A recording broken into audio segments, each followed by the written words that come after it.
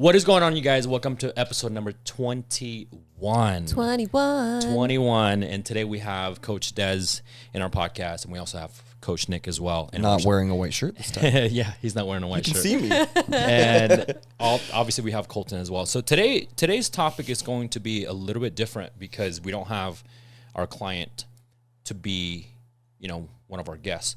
And the reason why Coach Des is here today is because we have such a different perspective now about our clients and how we can see their emotional changes and they express how they feel emotionally, mentally. It's not just physically.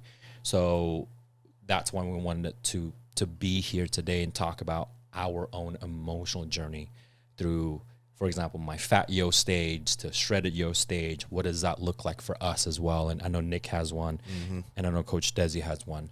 So we're going to talk a lot about that today. And also we're going to go into, from a coaching perspective, what we see in our clients, right? And that's going to be a good conversation as well. So who wants to start? Have fun, Des. Ladies first. Yes, Ladies first. We're gentlemen. Like Yes. I would say mine, I've kind of talked about mine before, but my whole fitness journey started when I was, I think, 21, 22-ish. And there we go. Is it a coincidence? And so my whole perspective on that was I just wanted to look good. I just wanted the outer extremities. I wanted to look fit. I wanted to be shredded. And so along that journey, that's what I got. And at the end of the day, I was not happy. I was struggling because I wasn't feeding Des. I wasn't feeding my soul. I was feeding what other people wanted to see. And which led me to just pushing down emotions and just... So you suppressed it. I suppressed to so please someone bad. else. Yes. Yep. For society, for the gram, all those things. Or it could be for your boyfriends, girlfriends, wives, husbands. Yeah. Yeah. And so years after that, I started to realize that it's not about what you look like. It's about how you feel on the inside and how you take care of yourself on the inside as well with your emotions and things like that. And so now it's not I don't really, I care, of course, what I look like, but it also has a lot to do more with my self-worth and what I think I deserve and how can I feed that instead of feeding what social media wants me to look like. Or society, yes. for that matter. And then we're going to go into emotional eating as well. That's something that we're going to go through today as well. So anyway, go ahead. Yeah. And so, along with that, when I was my leanest, on the weekends or just days when I would have a hard day or something would happen, I would just eat whatever I could because that was how I could comfort myself. I didn't know how to really talk about my emotions. I didn't even know how to feel my emotions because at such a young age, I was put on Prozac. And so then once I got off of it, I was all just hell break loose. Yeah. I was oh my God, I don't know what to do. All I want to do is cry because everything was coming up to the surface. And so now I can identify what my emotions are and I know how to process and work through them, whether that's through journaling, meditation, talking to a friend. Sometimes it's dancing, going to the gym. A lot of the times it will be just me kind of talking to myself and having conversations and honestly being curious with why is this anger coming up, and then I can always answer my own questions. That's the thing, is a lot of the times when we don't trust ourselves, we go to other people and ask them to, what's the word I'm looking for? Give us that confirmation when inside we already know. We already know. It's just a practice of learning to retrust yourself and building that relationship with yourself. And so, now I question it. And once I get done processing it and I can still kind of feel things and I'm okay, I need to go move my body to get the rest of it out, whether that's walking, yoga, my personal favorite is dancing, you know, getting a little twerk in there. It really does help. Oh, my God. You guys think I'm just joking, but you can't tell Nick to dance. I swear. No one wants Do to not do that. But you know, I used to do ballroom. No, I can do that. You I have some actually enjoy rhythm. it. I can do that. you I know, enjoy it. Yeah. But yeah, don't Did ask me to do that anything else. ever lead to? So let's talk about emotional eating with that, right? So did you have any emotion? Obviously, it was suppressed because of medication. You don't have any emotions, and then when you're not on medications anymore, does emotional eating comes at that point, or does that happen? like, does it still come up for me? Honestly, yes, but not as frequently as it used to. Like, there's always that thing in the back of my head, well, this cookie, like a cookie would make you feel better. You know, that's like the quick little relief that I would get. But in the long run, I know what that's going to lead to. And I know that after that 10 minutes of eating that cookie, like, I'm going to feel like shit again, you know? And so whenever I am going to like indulge in a treat or something, I'm always like, okay, am I in a good state of mind to where like it's okay and I feel safe that I can have a cookie? Yes. Yeah. Okay, great. And then I always have to ask, like, okay, is this like I'm craving something sweet? Is this emotional, or have I not eaten enough? Have I not drinking enough? Or are you on your period? Yes, Or- that yeah. too. And so it all's just, I think at the end of the day, the best thing you can do for yourself is ask yourself questions and get curious with your emotions. Because a lot of the times I've noticed we can fear like our own emotions, right? Because no one really wants to feel like sadness, or me, like I never wanted to feel anger because I thought it was so like ugly, and I would see how other people would show their anger, and I was like, oh my Through gosh, emotions. yes, Yeah. I was gonna And say, I where was- do you think you learned that? what? That fear of anger. Not with that. Mine was usually like more avoidant. You were, or your partners? I would say me for the most part. You shut down, Partners like I were do? scared of me. I'm scared of you. Because wait, hold No, on. I think I just carried myself with more respect. So I was like, if someone wants to yell Yeah. at me, or like, you You'd know, stand up like, for yourself. yeah, like I'm not going to let that like bye. Yeah. So I was never like in that kind of a relationship or anything like that. But definitely I was more avoidant because I was avoidant of my own emotions, Yeah. you know? And so instead of like bringing up conflict and talking through it, I would just be like, no, let's just push this to the side. And speaking of that, there's so many occasions where you probably know clients that have had conversations with ourselves, with us as a coach, and then would have a one-on-one conversation, right? And then they say something like, oh yeah, I did this, I'm eating behind closed doors, or I'm doing this, I'm doing that. And I'm like, oh, did you tell your partner? No. And to me, it's like, why are you, and I understand like this is a safe space. You can tell us anything, which is great because we'll work through it.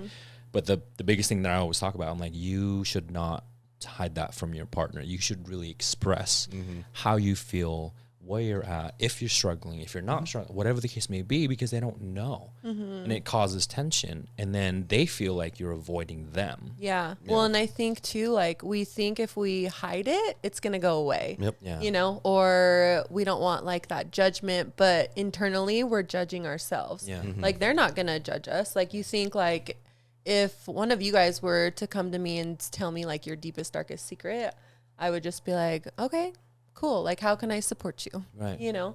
And I think another thing to think of too is we like when people need us or when they come to us and share those kinds of things. And if we like, it will develop a deeper relationship with you and that person. And honestly, like with yourself as well. And like being vulnerable and being like authentic gives other people the permission to do so for themselves as well. Yep. Yeah. And that's cool. And it's a cool space. And I think it's awesome to see that our clients individually have that safe space with us. Like they come in this whole week, for example, a lot of my clients are doing their nutrition check-in this week. I think over 60% were emotional. Yeah. Because of what they're doing, what they're going through. They're having a hard time with this. They're having a hard time with that. One particular incident, which I'm not going to mention name, is that, you know, that person mentioned that, hey, I've been fucking up. I'm like, what's going on? She goes, I've been eating outside of a plan. I'm like, okay. But I'm also eating outside of plan, hiding behind closed doors from my husband or wife. Mm-hmm. And I'm like, whoa, that's huge. And it's not like a whole pizza or, No. you know, she didn't go to like a restaurant by herself or nothing like that. It's more like, you know, little things like cookies or like a little treat here and there, you know, but those calories add, right? And so I'm not mad at her for that at all. We shouldn't be as a coach, to be honest with you, because if you have a coach and anytime you have a cheat meal or do something outside of a plan, if they just yell at you, they don't give constructive criticism, they're not positive with it, you got to give yourself more grace or find a different coach, to be honest with you, because we understand how hard it is to be there. We know what it's like to be there. We know what it's like when your emotion takes over and all you want to do is just drink a whole bottle of alcohol and go nuts, man. You know, it doesn't have to be food. It could be anything. Or same thing when people get emotional, some people, they go on the run. Yep. They run 5 to 10 miles every day for no reason because they're emotionally, you know, disconnected from whatever they got going on. Because I had a friend one time, broke up with this girl, hit him so hard, he just ran and ran and ran. He got skinny. He got so skinny, and he's Polynesian, right? And people are like wondering what's going on with him. Is he sick or whatever? He goes, no, I broke up with my ex and I just started running it every day. You know, so it doesn't have to be food. It could be anything that can damage or the consequences that. Yeah. And I think that's another thing to realize too, is in those states, like that's where we become victim of our emotions. And that's where we need to turn that around and know that you are not your emotions. You are meant to feel them, good or bad. And that's the thing with social media, is you see everyone posting their highlights and Only the the good good parts of parts. life. Yep. Yeah. Of course. And you don't see anyone, like we were talking about this the other day, about the crying videos. Oh my God. Jesus Christ. Let's talk about that for a second. Yeah. We're going to talk about that right now. But like you were saying earlier, you go to your friends to have them validate what you're feeling, so then you know I'm not crazy. That's what these individuals are doing. Yes. They're crying. They're going to record it and they're going to post it, and then they're going to get messages of "You're so strong, you're so brave." But it's because they need to hear that, because they need it for themselves. Yeah. They can't tell themselves. It's different if, like, for example, we're not shooting down on you if you do those videos or whatever. Like that's not the point. The point is, it's different if you would have filmed something in the car or a video or whatever. Well, yeah, and then you just get Get start emotional. to get emotional. But if you're already stuff. crying, you're like, hold on, wait. Yeah. Take a Wait, hold on a picture. second. I'm gonna cry. I'm gonna record this for If a you're second. fighting with your spouse and you're bawling, you're like, babe, hold on one second. I need to document it. Okay, action. now go. Well, and that's the thing too, is those kind of emotions, like whether it's shame, guilt, or whatever, like those are the things that will get you the most attention, Yeah. whether it's within yourself or from others.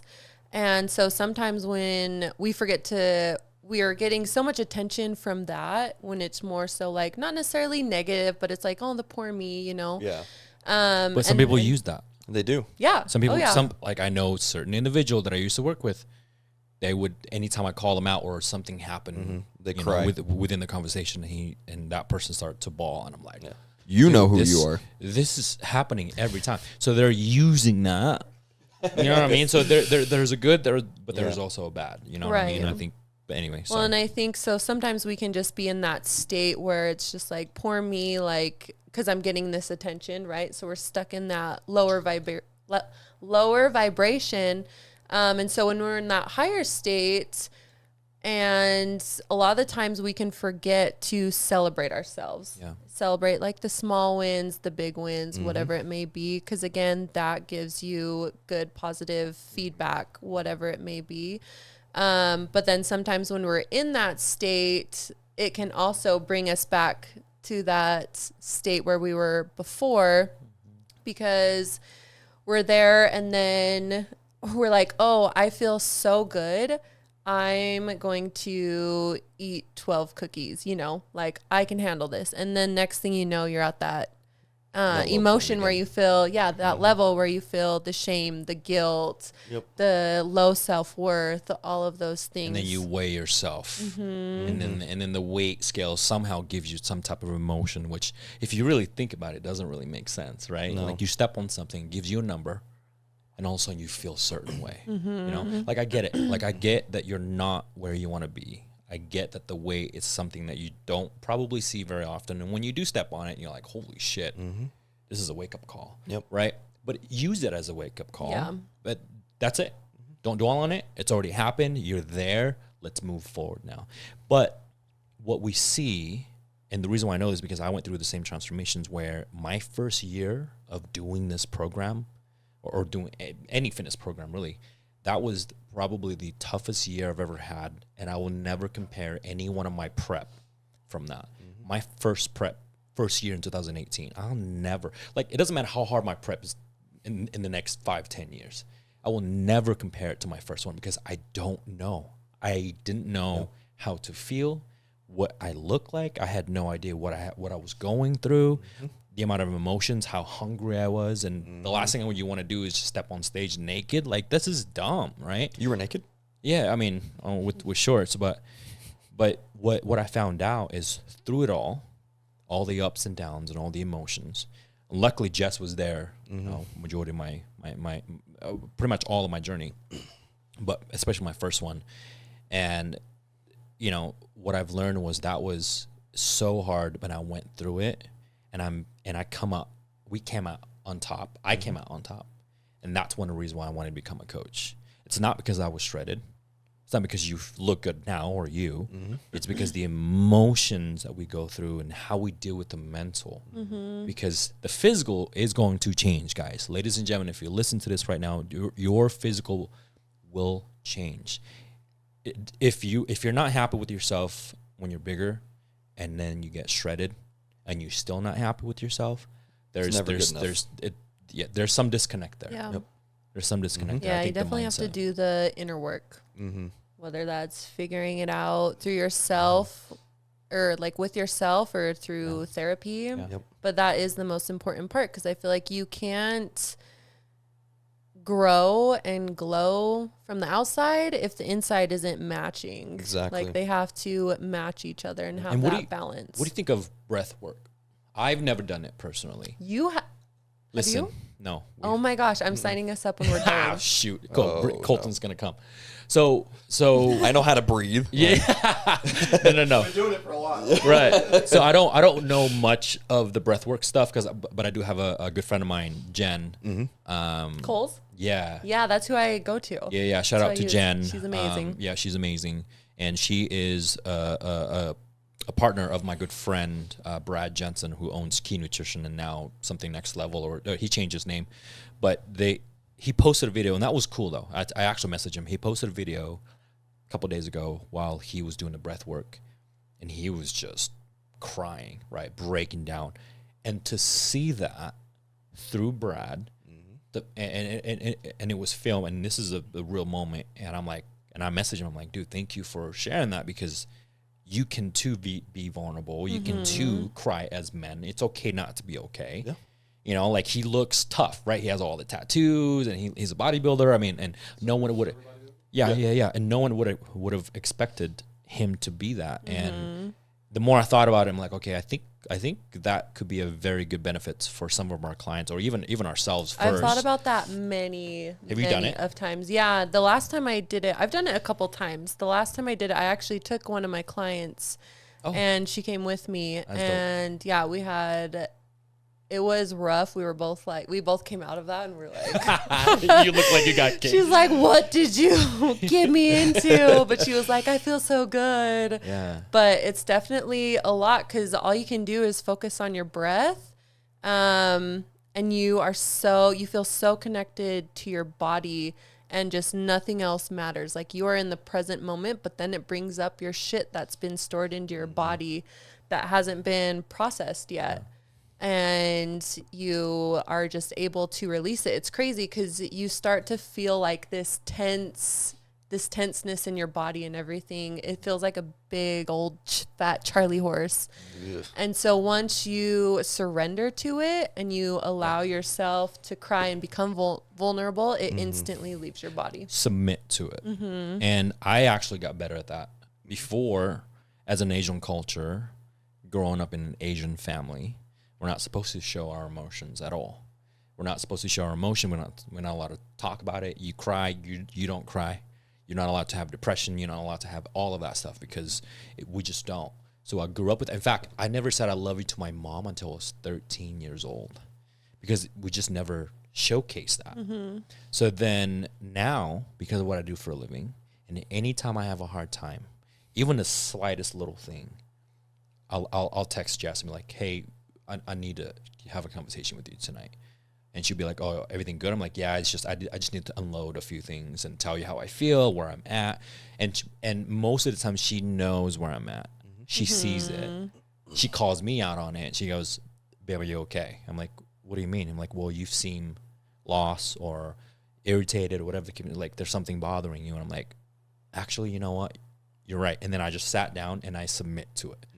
And sometimes I don't get emotional because it's nice to talk about it. But when I first did it though, dude, like I broke down, you know what I mean? Like that one time, like for example, especially when we couldn't pay our car payments, you know, when I first started coaching for 2 months in a row, dude, that was the low. That was really, really low. And the fact that she was there and the fact that she was so understanding, so forgiving.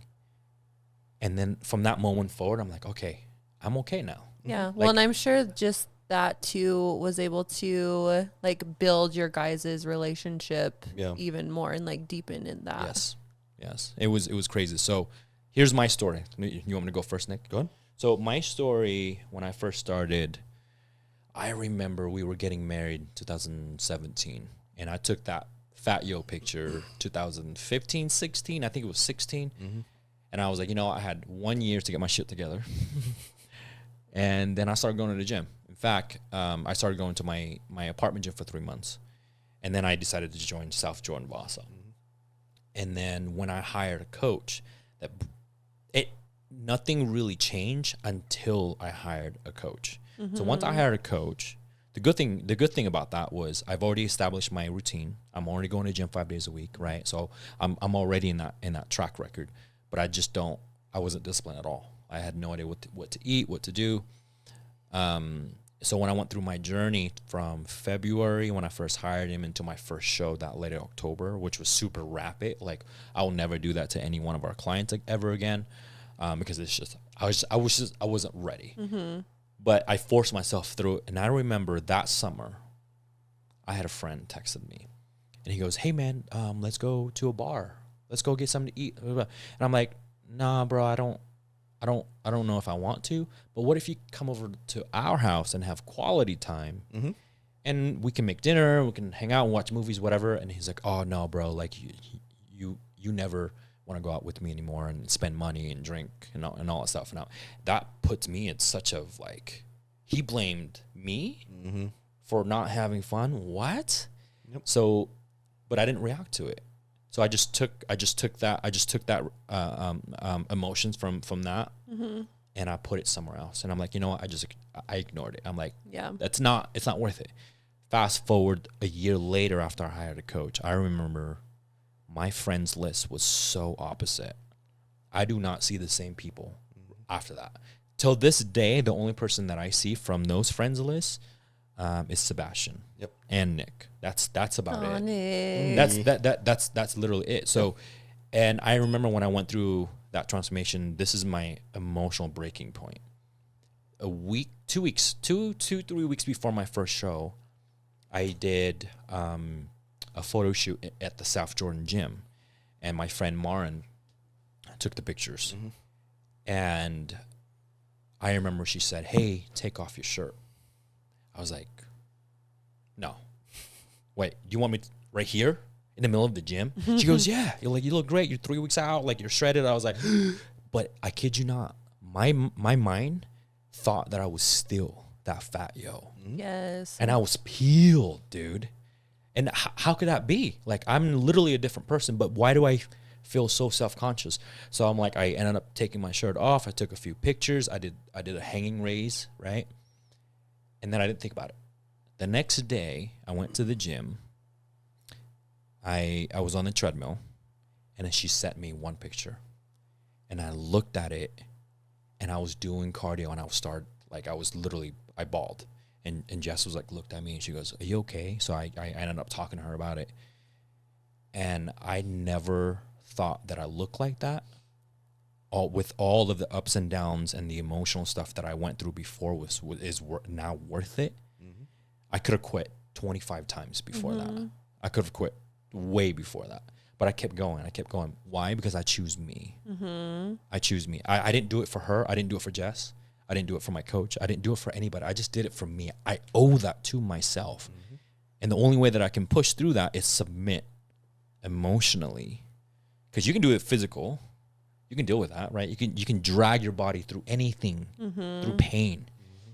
But once the emotional and the mindset starts to get negative and people tend to submit to the negative part of that, and then they and I think that's a good thing for like moms or people with family or whatever, because they think that I have a lot of clients where they have kids and they're busy, and so they're doing everything they can for their kids, and I'm like, no, well, what about like you? Yes, I'm like, you need to show up for yourself, and then that's going to be showing up for your kids. Yeah. If you aren't right? 100%, you can't take care of your kids 100%. Exactly. You can't give them what they need. Yeah. If your cup is empty, you can't fill up another people's cup. Exactly. And so you, like, thinking back to that state you were in before, you wouldn't have been able to help people. No. Mm-mm.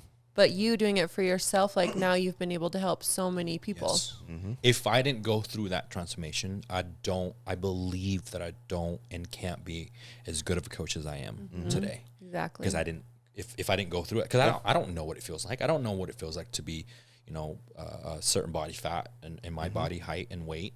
Like, I don't know, but I went through that, and I'm like, oh my gosh. And then I look at real people's transformation from fat to fit, from overweight to skinny, whatever the case may be.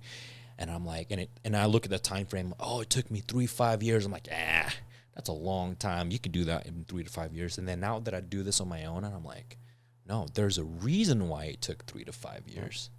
It's not just the physical, it's the emotions. The emotional and the mental part is by far the hardest, but it's the most important. Yeah. And it's like, once you build that self-love discipline, like, you're unstoppable. Yeah. I agree. The perspective that I have now, the fact that I coach clients, we know what to ask for. We know how to ask. And simple questions like, hey, how do you feel? How do you feel when you tell me that your pants are not fitting anymore? Like, it's loose. Yep. How do you feel? What was that moment? And then we dive into it, and then like, oh, dude, I feel great. And so we run with the positivity, right? The hardest thing for me, I think, seeing clients hiding their emotion to me, because I know they got a lot. I know they're hiding something. It's funny because you think you're hiding it. People think that they can hide it. That was me. I thought I was so good at hiding. We can see. Oh, we yeah. can see changes. We can tell when you're off. Like, we know when you're off because you don't post on social media. I know when he's off because he gets a little bit more quiet. Yeah. And it's like, we notice these things. You can try to hide it, but if someone really understands you, they're going to see when you change. Exactly. Well, and it's so freeing, too, to just be like, yo, like, I don't feel good. Like, I'm going through this, and this, Yep. That's what's going to set yourself free. And that's what's going to, like, move you forward in life instead of feeling that, like, stuck ickiness. 10 years ago, I wouldn't be able to share anything vulnerable. I wouldn't. You ask me a question and be like, yo, how was your week? Like, what did you do this weekend? I'm like, oh, I'm good. Yeah. That was it. Yeah. But if you ask me now, I can literally switch on and off. I can be vulnerable. I cannot be vulnerable. But I switch on now so often because I know that I won't break down anymore. Yeah. Because I'm so used to doing that. Well, and I feel like you have a deeper love for yourself, too. 100%. And so you know that that's what's going to help you in the long run. And self-respect. Yes. That's a huge thing for me. Yep. So yeah, from a coaching perspective, for me, when I see clients trying to hide and they can't hide it as long as they need to, because the next week I'm going to ask the same question. I'm like, hey man, so you seem really off last week. Is there anything you want to tell me? Like, what's going on? Like, how's your food? How's your training? And well, I'm doing okay. I'm like, all right, there's something bothering you. Yeah.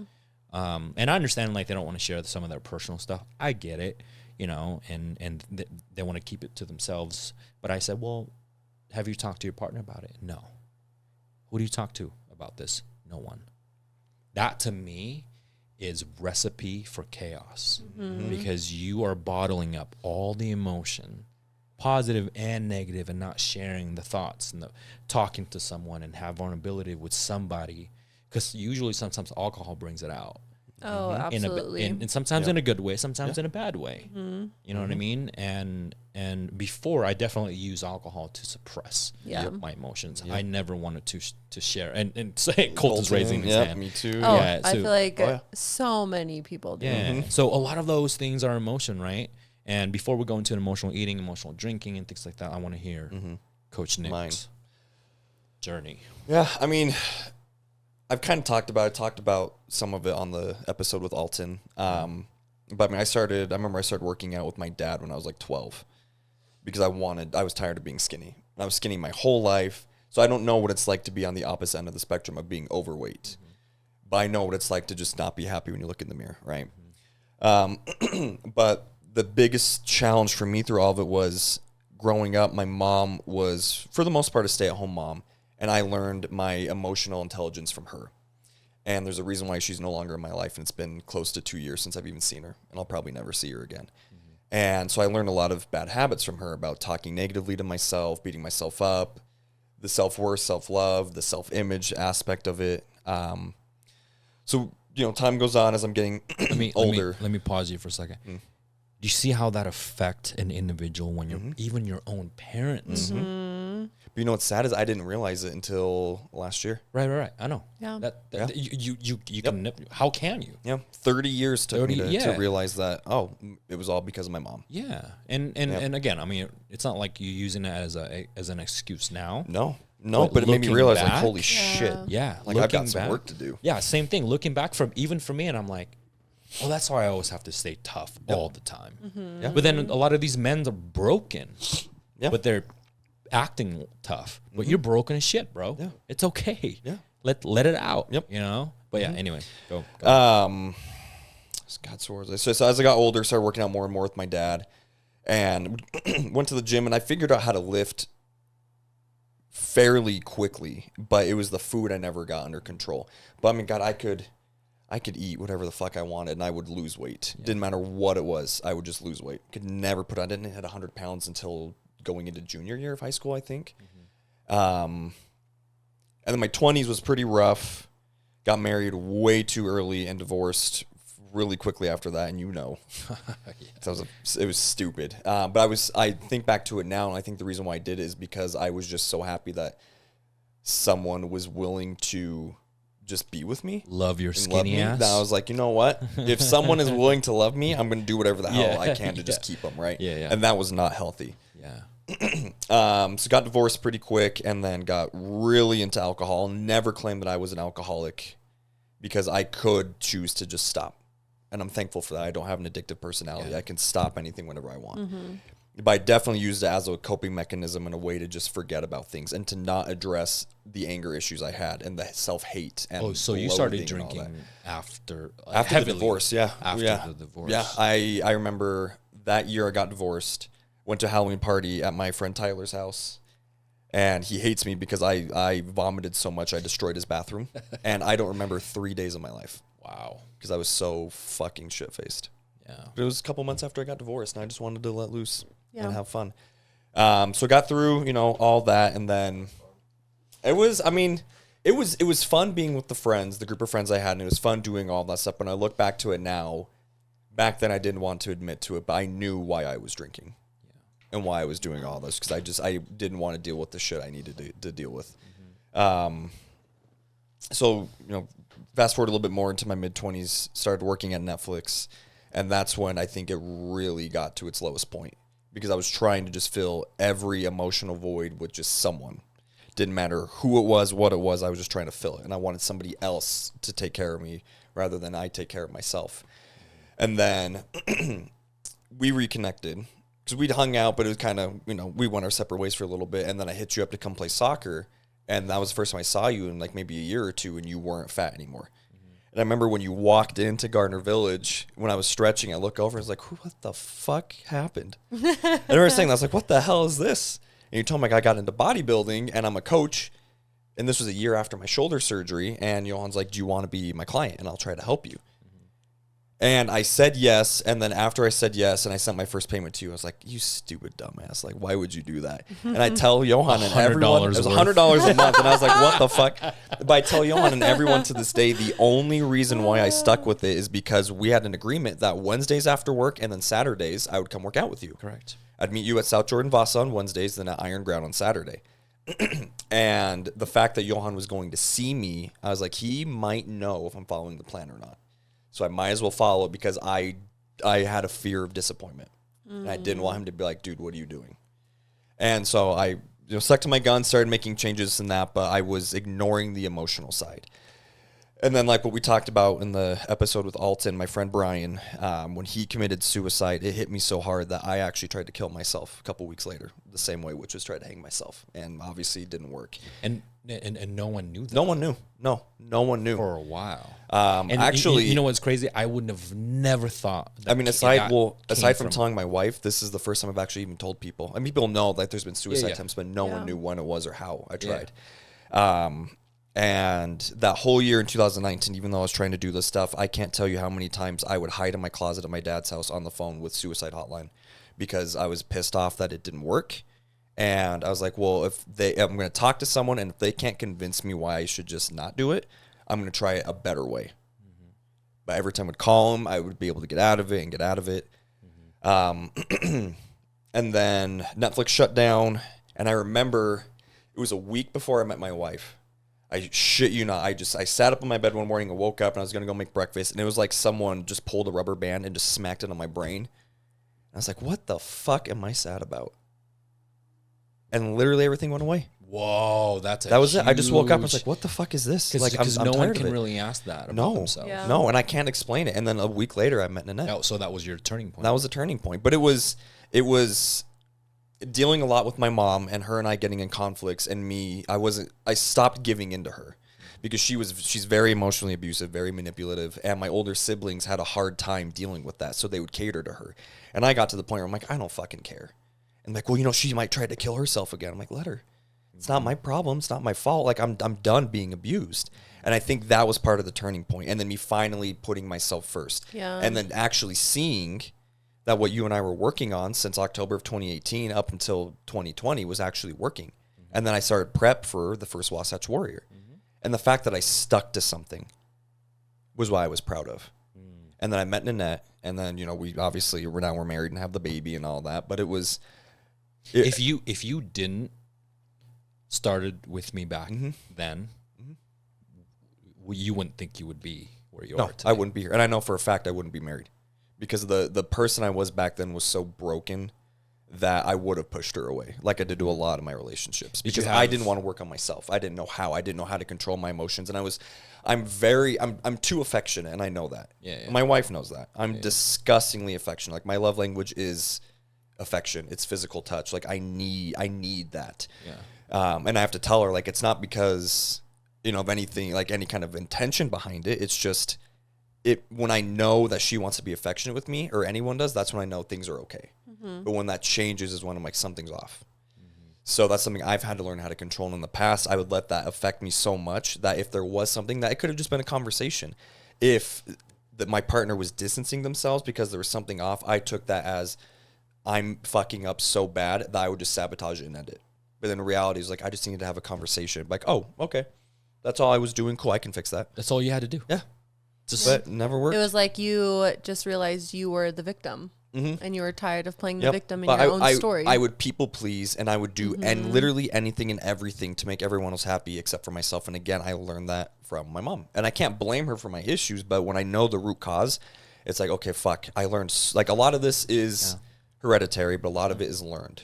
And I can't control the hereditary, can't control the genetic side, but I can control what I learned. And I can, if I work on it, just like our clients with their nutrition and their exercise, we can unlearn a habit and replace it with a new habit. It's an identity change. Yes. And I think the failed suicide attempt was the point where I realized that if I didn't do something, I wouldn't be here. Yeah. And I think like everything that you learned was like from your mom, and you know that's where pretty much the root cause was. And I think that's why inner child work is so important, because we have to go back to where we were just an innocent kid. And like we still are that, right? Like we've just had way more experience now, but we are still that like 3-5-year-old kid deep inside. And so when you look in the mirror, like that's who you should be looking at, because you think like you have a baby girl now, and you would never, like if she was looking in the mirror and being like, oh, I hate the way I look, I hate my stomach, you know, like that would break your heart. It would kill me. And you would never want her talking bad about which is why, herself. you know, one of the reasons why I'm doing this, because I don't want Mila to I don't want her to deal with any of the shit I dealt with. Because I mean, just like, you know, what Colton said, I mean, my dad did a good job at trying to manage everything, but my mom, she would just scream and yell and throw shit and make up lies and call the cops and all the stuff. And I remember being like 5, 6, going into their room and screaming at them to stop fighting. And my poor dad, I mean, he worked 3 jobs, was trying to take care of us kids, still coaching us in soccer. And my mom would just complain about everything. And so it's like, you know, well, no wonder. Thank God you guys got divorced. Well, and I think it's cool, like you saying you want to protect her and you don't want her to go through the same things you are. But like, I think you as a person are so amazing, and I think your story is what made you, right? And so now that's how you are able to help others too, and be able to show up as a father as well. And so I think like everyone has their own journey, their own traumas, their own trials. And that's literally what you were put here to do. Well, and I told you the other day that one of the things I have a hard time with still is my self-image, right? Especially with content. I look at myself, I'm like, oh, you look like a return missionary. Like, oh my God. That's why I'm going outside and doing my cardio, so I can actually have a normal like pigment. I'm not as white as this freaking spotlight. I'm glad that you're from super white to white, like me. Yeah, oh my gosh. But it's I'm still working through that, and when I look in the mirror, I still see myself as just being disgustingly skinny, and I was like, I'm getting ready, and I'm like, what the fuck? Which surprises me. I'm like, you don't look skinny at all. I know, and I know when I catch myself doing that, I'm like, okay, hold on, that's not you talking, that's something else. And I'm like, I start thinking about it. I'm like, yeah, I guess I didn't sleep as well as I wanted to last night, so I'm just shut up. Like, don't listen to yourself today because you're tired. So what you say right now doesn't matter. Yo can attest to this. I texted him a couple of weeks ago and said I was feeling insecure because my body is recomping, and so I'm losing body fat, and it's making me feel small, because I'm the same thing as you. The last thing I want to be is skinny again. Like when I was on T and I was 204 pounds, I didn't even care if I was in good shape. Just feeling big made me feel confident. So it's been really hard that even though I weigh 1 pound more, my body, like, I've recomped, and I feel so skinny, even though I weigh more on the scale. I feel like skinny, and when I feel skinny, I feel helpless. Like, that was the big thing too, growing up in a house with somebody that screamed and yelled. Like, you feel like, you know, not very, like, you can do anything. And so me feeling big physically makes me feel like I can handle stuff, you know. I feel more, not confident in like the way I look, but I just feel like I can handle things. Like when I'm skinny, I feel like people can push me around. And that's something that I'm still trying to figure out how to handle, because for sure, when we were younger and we played soccer, like him and my older brother, they grew into their bodies like, you know, normally, but I didn't. And my dad had to lie about my age so I could play a year up, so I could be with him and my brother. So because of that, I was always tiny. So if there was a one-on-one challenge or shoulder to shoulder, I was always the one getting hurt and getting knocked over. But now, like last night, I went to do a challenge as keeper, and this dude was sprinting and tried to slam into me, and I just planted my leg and put my shoulder into him, and he flew. And then we got into a scuffle. And when I would push someone from before, they would barely move. But I just pushed him, and he slammed into the wall, and it caused a huge thing. And my dad told me that. I was like, you need to figure out how the hell to control this, because now that you're a normal size, for lack of a better term, you're not afraid of people. And so you put your body into people, and because you don't get hurt now, you're like, oh, this is fun. Like, I can actually do shit. So I'm trying to figure out, like, well, how do I control this and not get myself in trouble? No, I I was think like, oh, I don't think that's the right word. And the reason why I say that is because I've known you for a very long time, and you've always been timid. You submit to any conversation. We would bully you because you're small. Oh yeah. I mean, the list goes on. But the fact that you are, lack of a better word, a better man or a man, right? Having more muscle, you can protect yourself more. You're a father now, because you've changed so much, and now you have self-respect and self-worth, right? And anything that you don't like, you're gonna say something right off the bat. Exactly. And It's as getting you me in should. trouble, as I'm finding out. Well, and I think like the self-worth also creates more boundaries 100%. around yourself as well. Yep. And then we also stop caring about what people fucking think. I don't man. care anymore. We Like, don't, I no don't. one cares. I don't. I mean, first going No through this, one. and you two probably know, people, they're like, what the hell are you doing? The only person in my family who actually, when I started the support me, was my dad. From being pretty much a professional athlete when he was younger, and he didn't bodybuild, but he lifted like he did when he was younger. He knew why this is important. So he was like, dude, do it. Like, I will help you. I'll cook the chicken. I'll eat with you. Like, we're going to do it all. But no one else supported me. No one, especially my mom. And so going through this and starting to figure out how to stand up for myself and protect myself again, I think is another reason why I had to remove her. Because it was so toxic, and she would always have to make some comment, like, you're doing this because you look like your dad. I'm like, So well, you did he's my a role lot model. of your coping mechanisms through alcohol, though. Yeah. It wasn't necessarily food. No, I mean, I've never had thankfully, like, and I am very thankful. I'd never had a bad relationship with food. Yeah. Even now, I can go eat whatever I want. If I'm not supposed to, if it's not my cheat meal, I'll eat it. And be like, Yeah. well, I might feel like shit tomorrow, but for- that's fine. But it was the alcohol, and it was drunk me. Guys, that sounds like a different personality. Drunk me is disgustingly confident and has gotten myself into a lot of trouble doing things I should not have done. I think back to now, and I'm like, that not the smartest thing that you should have done. I use it as a coping mechanism, but like I said, I don't have an addictive personality, which is nice. I don't attach emotion to food and alcohol. To anything, really. To anything. And so if I need to stop something, I can, which I'm very thankful for, because I know there's people out there who don't have that luxury, and I see the struggle to remove that emotion. So I'll never pretend like I know what that's like. I just know, I used it as I abused it, but once I realized I needed to stop, I literally was just like, I'm done drinking. And that was it. That's I could crazy. stop. And because the reason why I asked, because there's a lot of people, maybe you included. Let's talk about this now. Emotional eating, right? And a lot of people don't eat when they're high stress or emotional. Some people do that. And some people consume food after food, maybe with alcohol, when they're emotionally stressed, right? So I can gladly say I've never had that. Like, of course, we all have what we call a fuck it day sometimes. Yeah. Like, oh, fuck it. I want to have a In-N-Out today. I'm going to have fun, and I'm going to enjoy the shit out of it, and then move on with my life. I can do that now, but before I couldn't. But for those that are attached, brownies, cookies, ice cream, Donut. and I think a lot of that. And again, mind you, we want to let you guys know we're not a psychologist, we're not a doctor, we're not a therapist. And this is something that we've gone through and something that we've noticed as a coach, as a fitness coach, by the way. So just so you guys know, but the when people have those emotional eating, I think it comes from when you were little. Yeah, and I think it's from when you're little, and I think it's also a way of comforting yourself. And a lot of the times, like, we're having, because I dealt with an eating disorder, and so food was like all I could think about, and it pretty much ran my life and the things that I would do.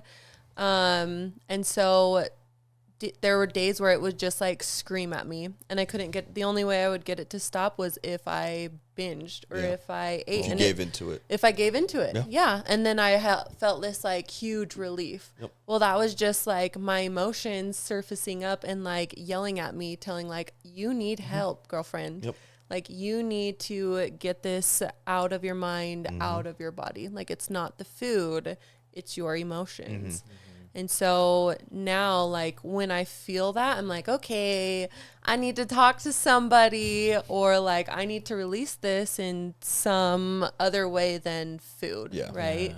And and the fact that you notice the problem, like step one of fixing the problem is to notice that there is one, and the fact that you did that, I think that's awesome. You know, it's okay.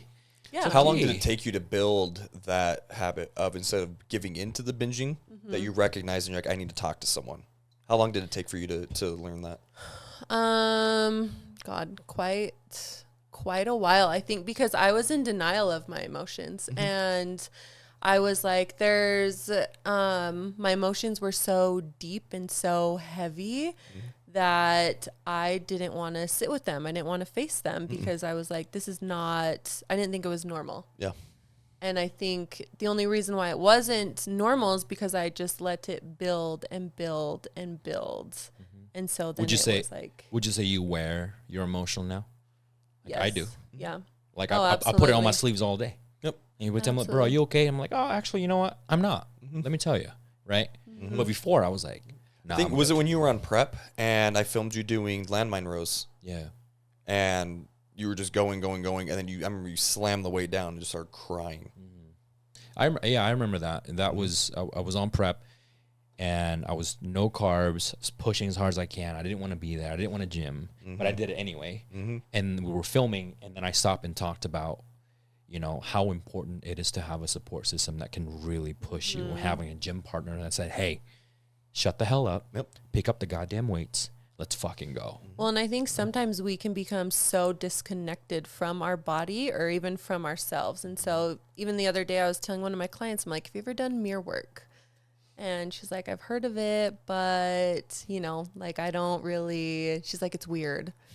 And I'm like, yeah, it's fucking weird, but it makes you feel good. You know, it's one of those things where it helps you, you look in the mirror and you just, I don't know, say to yourself, like, what you're proud of, how much you love yourself, things like that. Positive affirmation. It's uncomfortable as fuck. But once you do it, it feels so good, and you can actually see yourself again and be connected to that deeper part of yourself, which we can push off to the side because, one, we can be so stressed with like work or things outside of ourselves, or we just get too busy, you know? Let's talk about what we tell our clients when they have those emotional moments or emotional eating, for that matter, especially in terms of nutrition. I think the biggest thing that I usually responded with is that the food will always going to be there. The food is not going anywhere. And the restaurants, the McDonald's, the burgers, those are always going to be there, right? So, but you may not. You may cope with that with that now, instant gratification, that dopamine hit because you had the little things that you know that you want, or whatever taste that you have. But it's okay to have those moments once in a while. It's okay. And I'm not saying we're perfect. We've all done it. No. But I think what I tell my clients, I'm like, hey, I'm glad that you did that, and I'm glad you talked to me about it. Let's do better. And how can we fix that situation moving forward? And I normally ask this. I'm like, well, I know you told me you had a cheat meal last week, and I didn't tell you to have one. I'm fine with that, because one cheat meal is not going to ruin your progress. But my question is this: what was your emotional state of mind? Yeah, and like, what was the intention behind what was it? What was the intention? Were you pressured? Are you just having a bad day, or are you were you with somebody, or were you just by yourself? I guarantee you don't do that by yourself. You probably do it with someone else, right? It's very rare. And so I walk them through those conversations, like, what are you really feeling? Because the food, to be honest, does not correlate with any emotion whatsoever. Like zero. You know what I mean? Like, you don't, like, if I feel sad, I don't feel like I need to eat anything. If I help, if I'm happy, same thing. I just don't. You know, forget about food. I tell my clients, feel what you need to feel, process the emotion, and like, give yourself some grace. Like, tell yourself it's okay that you had McDonald's, because I don't want them to build a negative relationship with food in general, or with McDonald's. So tell them, like, it's okay that you had it. Like, that's fine. Tell yourself, hey, it's okay. You got it. That's cool. Whatever. It's not going to ruin anything. And then I try to ask them the same question as to what they were feeling, but most of the time they don't know, because you almost like black out. and you're just feeling a bunch of shit and you go eat, but then you can't pinpoint exactly what caused it. So I say, okay, give yourself some grace, be kind to yourself, give yourself some love.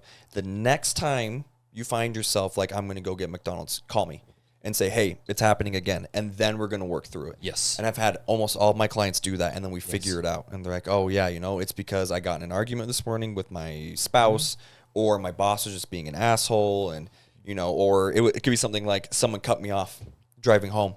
And I woke up and I was just I was not feeling myself. Someone cut me off and just pissed me off. And I said, whatever, fuck it. And then I stopped somewhere. It's like, okay, now we're going to work on the emotional trigger. Yep. And the next time that happens, catching yourself saying, nope, Yeah. I'm feeling it. That's okay. I got to go home. But if you give in again, that's fine. We're going to work through it. Yeah. I think having clients telling us the truth and then the why behind that. But I think if you have a coach that asks the right questions, I think that's probably the most important part, because there's a lot of coaches out there, right? And there's a lot of bad coaches out there. And there's a lot of coaches that only do nutritional planning and workout program. They don't want to ask anything about what's going on, but we do the opposite. We help our clients from inside out. We want to know your home environment. We want to know your work environment. What do you have to deal with on a day-to-day basis? Because we know you're going to bring the meals with you. You're going to bring your water with you. People are like, oh, you don't want to drink anything else but water? I'm like, no. Like, I have my water bottle. I'm fine. Like I even go to like a fancy dinner sometimes. I have my little water bottle and just put it under the table, right? Yeah, that's my water, And because that's the way of me tracking, especially when I'm on prep, I'm literally to a T. Yeah. But yeah, so the emotional side of it is we walk our client through it and like, what are you eating? And why? What was your feeling? Yeah. Because it's all connected. You know what I mean? Oh, absolutely. Even though the food has nothing to do with your you emotions. think about it, if you're feeling good and everything is going planned, like, you are going to choose the foods that you know are going to nourish your body. When I'm in a good mood, my chicken and rice tastes great. Yeah. When And I'm you not in a want good mood, like, you want that. But then when you're feeling shitty, you just went through a breakup, whatever it may be, like, you just want that quick fix, something to release, get that dopamine hit and to make you feel good. And I was listening, I think it was like a podcast or a book, and I wrote this down because he said, avoiding discomfort creates more discomfort. And I was Repeat that. Avoiding discomfort creates more discomfort. Wow. And I was like, that shit just hit me so hard, because it's like, if we're not willing to sit in the discomfort of our own emotions, it's going to just keep piling up and creating more discomfort. Same thing with food. If you're having a craving and that's what's giving you discomfort, and then you give into that, that's going to give you more discomfort. Absolutely. Well, a perfect example, when I went through, we're going through a journey right now with me and my wife, right? So what that means is I've reduced my testosterone to a minimum dose every single week since March. And then I'm on Clomid and HCG to increase my fertility. And for the first 12 weeks, physically, I was fine, right? It actually hit me a little bit more mental, but not a lot. And then the physical hit after 12 weeks. And then I start to feel weaker in the gym, less energy. I'm tired in the morning. It doesn't matter how hard I sleep. I was tired this morning, and I'm just like, I don't know what's going on. I know what's going on because I'm a low T. And then it starts to hit me mentally, emotionally. I've talked to you guys about it. I've talked to Nick a lot about it because I see him almost every day. And I said, dude, I'm not okay. And Nick was like, you good? I'm like, let me explain. So my lift weights have dropped 40%. I'm sore for 4 or 5 days. I'm sore, and there's so many things. And then when I look in the mirror, I'm not as dense. I'm not as toned, but my weight is exactly the same. And it's not like I eat shit either. I'm a little bit more flexible, only simply because bodybuilding is not my focus right now. Yeah. So, and then that hits me hard too. When the bodybuilding, it's not there anymore. I'm not focusing on that anymore. I don't know where I'm going. I don't know what to do. I don't know. I don't have a goal. I don't have a short-term, long-term. I don't know. Our only goal right now, it's only temporary. I said, okay, let's have a baby. Once she's pregnant, I'll get back on track. So then I've come to term with, okay, I look the way I look. I'm okay. I know I have muscle. I know metabolic rate is still high. and I know I can still go to the gym. I'm able to eat healthy, able to go to the gym. And those are privilege that I have to do any of those things. But don't get me wrong. Like, I had a hard time the last couple of weeks, and now I'm much better this week. This week is probably the best week I've had since March, to be honest with you, this week.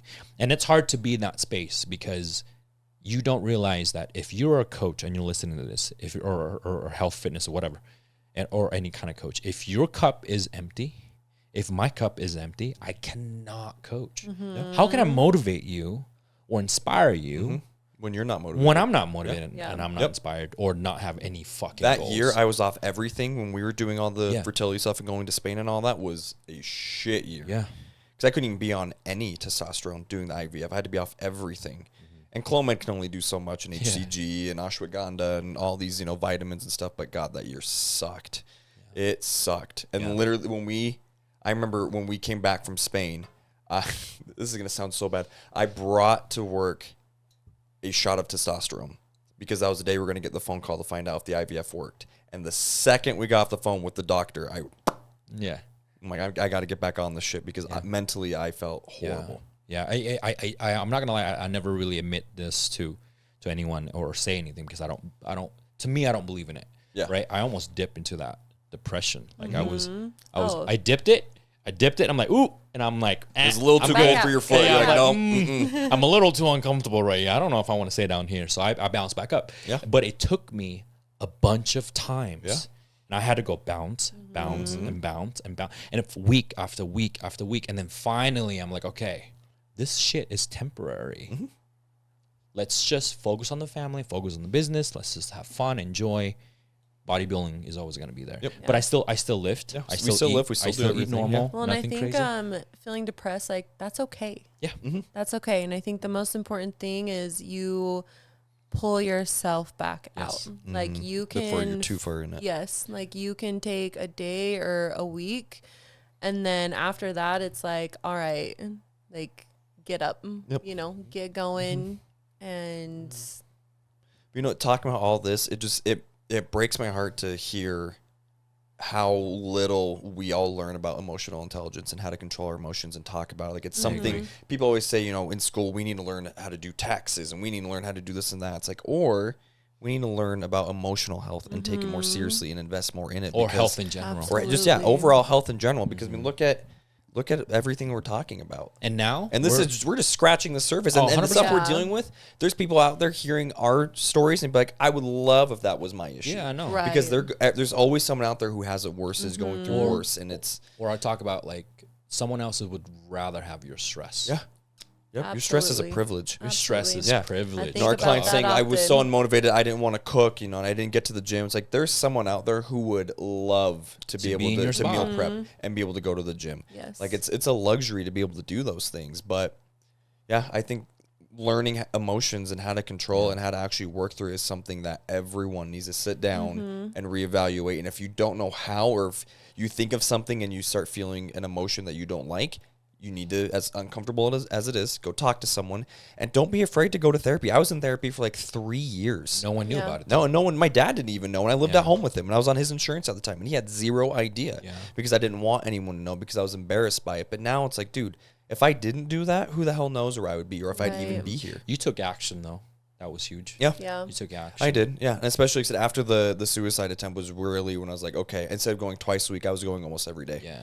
Yeah, I took some medical leave at work. So now to be able we to do are that. breaking that generation, right? So for my son, like Jess is awesome at this, and I'm still learning because me sympathizing and empathizing with people doesn't really happen sometimes. Yeah, we're working on it. Unless it's my job, I'm good. But that's the thing, I'm good at it with my job. But when it's outside of my job and it's personal, and I'm like, I don't give a fuck. Yeah. But I don't know. I think I like to be that way too because like I don't take your emotion.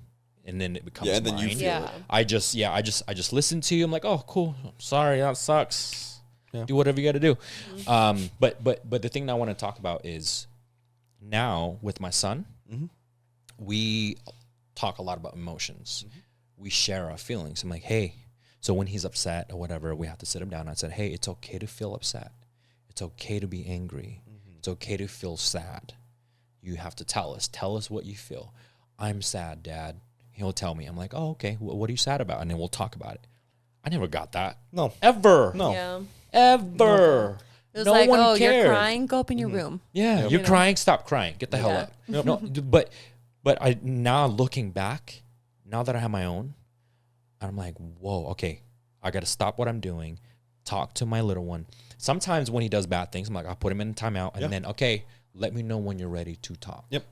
It's not like, hey, you're done with the timeout. Let me tell you why I put you in timeout. Yeah. Right? Like, tell me how you feel. There's still consequences for your actions, but Yes. How do you feel? Yeah. Right? So it's the same thing. So I think I'm breaking that. Not only the emotional side of it, I'm also breaking the health side of things because he eats normal, healthy foods. We were driving to East Canyon yesterday.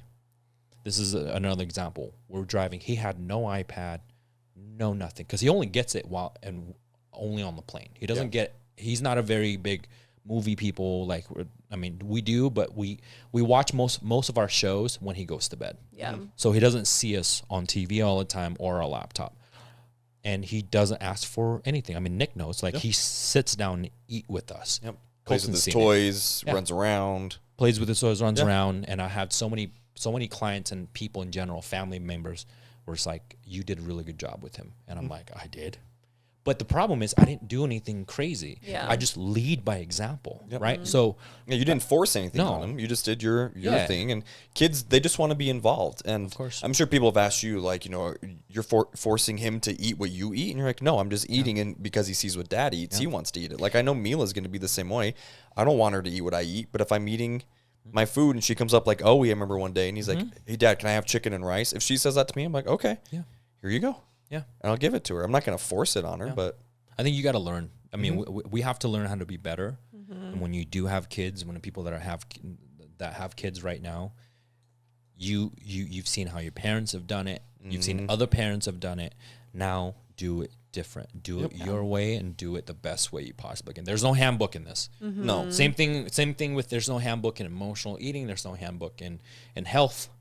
There's no handbook in anything, right? So no one really knows what we're really doing. It's just based off the You experience try, that we've had. you see what works, what doesn't, Yeah. and then you go back to the drawing board, Like, then you I figure used it to out. be intimidated with people that are so smart and like knowledgeable, and I'm like, now I'm like, no. At one point, you don't know everything. But I don't know everything either. Sometimes people use intelligence as a way to mask an insecurity. Yes, Oh, absolutely. That's true. And I feel like at the end of the day, like, we have our own inner wisdom and inner knowledge, and we know what feels good to us and what doesn't. And if you don't, then you need to be able to You figure it out. exactly and sit with yourself and rebuild that trust with yourself. The as last well. thing I want to talk about is this, and I think this is very important for listeners, especially the people that are not working with Unfinished Lifestyle.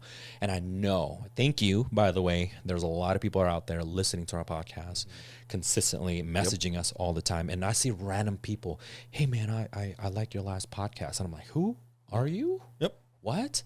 I have no idea. But the people listen. So if you're listening to this and you have a coach, and they're whatever your goals are, and if they don't ask you the right questions about your home environment, work environment, emotion, mindset that goes through it, you might want to consider, I'm not saying quit that coach, but you might want to consider to find someone that allow you to create that space. Yep. Because this journey, it's not just physical. In fact, the physical is the last thing that's going to happen. And it's the easiest. And it's the easiest because we know it's going to change.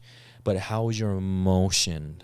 What is your emotional state looks like through it all? And I think, again, if you have a coach that does that and they ask you how you really are, like how you feel and all that fun stuff, I think that's great.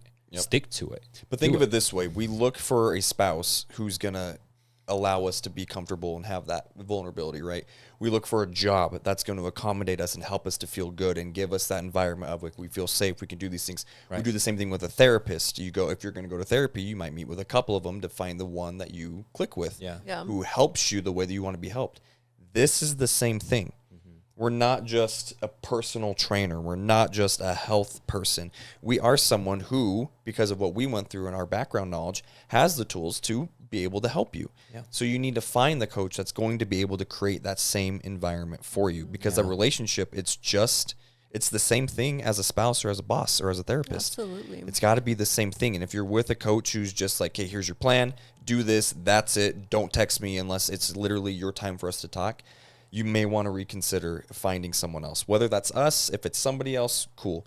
But just find the person that's going to create a safe environment for you and help you at your most vulnerable. Because we see our clients at a very vulnerable state. And let me ask you guys this. How many podcasts do you really see that have health, professionals like us bringing their own client to talk about their feeling and their journey? I'll wait. Right. Yep. And I did it so differently. And in fact, I got a lot of praise from all of my peers within the valley and said that, man, I love what you're doing with podcasts. I understand that. Yeah. Because you put your clients in there. And I'm like, yeah, like we can sit here and talk about us all day. Yeah. But we already once in a while we do. Yeah. Yeah. Once in a while we do, but we already achieved majority of those things. Right. So anything else you want to review? I don't think so. That's it. Yeah, that's it, guys. That's all, folks. That's it. Thank you, Des, for being on. And she actually brought this up a while ago. Yeah, this was her idea. So. It was your idea, and I think it was this such is why a we good. keep you around. Yeah, and here's what I want to add too. If you guys are listening to this, if you guys have any particular topics that you guys want us to review, we're gonna do some Q&As on our social media. Yeah. So all three of us are gonna have our Q&As separately on our social media and ask, what do you guys want us to cover? What topics that you guys want us to cover next time. So other than that, thank you for sharing our videos, our reels, our podcasts, our Spotify, all those fun things. You guys are great. Without you guys, we will not have a job. Anyway, other than that, much love. I'll talk to you guys later. We'll see you next time. Bye.